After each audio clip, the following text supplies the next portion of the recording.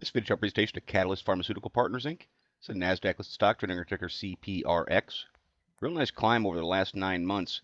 Down here at a base around 40 cents, all the way up to almost a 10-bagger, hitting highs at 365 in October. Pretty sharp fall off from that point though, dropping all the way back to around $1.35, which is just above a pretty nice support level, and held over top of the 200-day moving average. And on Thursday and Friday, the stock managed to move back ahead with 2 nice days, including closing up by 13.5% on Friday. So with those things in mind, this is the chart we want to keep an eye on going forward, because this 2-day candle pattern is a piercing line pattern, and the pattern received confirmation on Friday, so we'll look for the reversal to continue going forward. Now we'll take a quick run through the indicators. But of course, stock had a huge fall, so we're going to see some large pullbacks, and you can see that in the MACD, dropping from well over top of zero all the way down to negative 0.3. But the MACD histogram rose back through and just broke through zero, telling us a bullish cross just happened to the 12 passing through the 26 EMA. That's the first signs of a reversal in trend. PPO also dropping a bullish cross. This isn't really what I'd call a pincher play formation, but it is a nice reversal pattern with the negative DIs up on top, the positive DIs down low.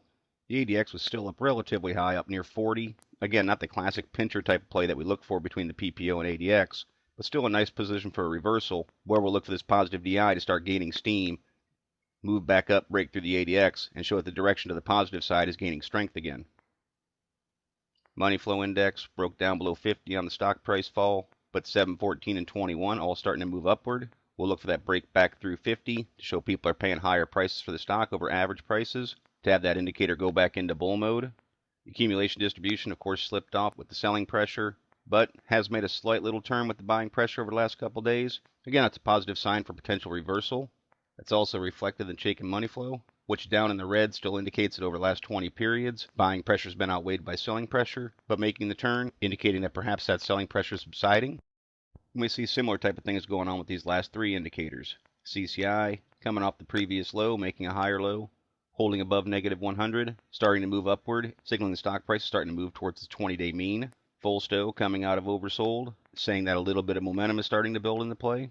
And the tricks, looks like it's going to flatten out.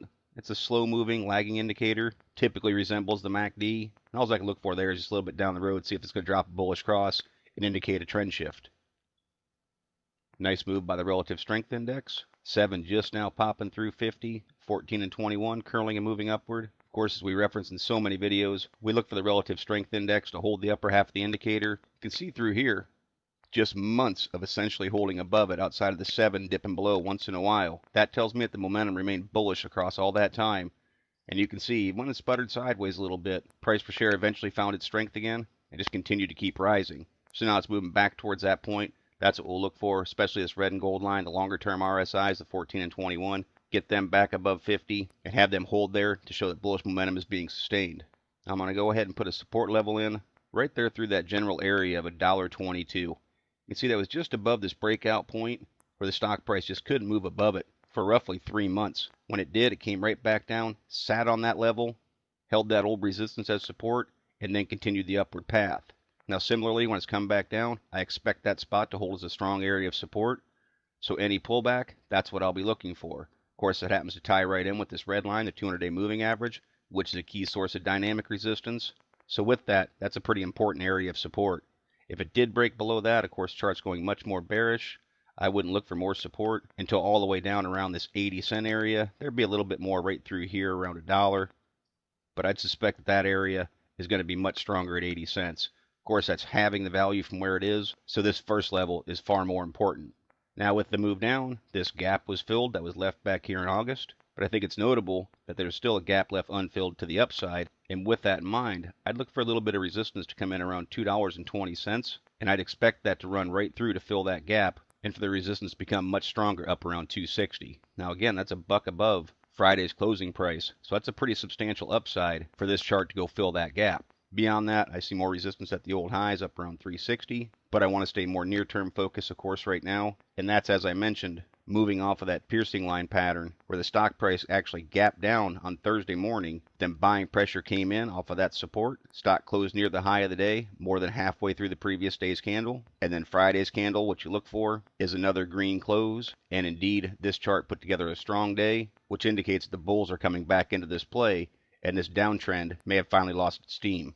1.5 million shares in volume. Liquidity is not a problem. I'd really like to see this volume stay strong in days subsequent to this pattern to show that there's definitely a lot of buying interest in this chart. But again, right now, that's not bad volume at all. Nothing to complain about for liquidity. But that would certainly be nice to see volume come in just a little bit stronger.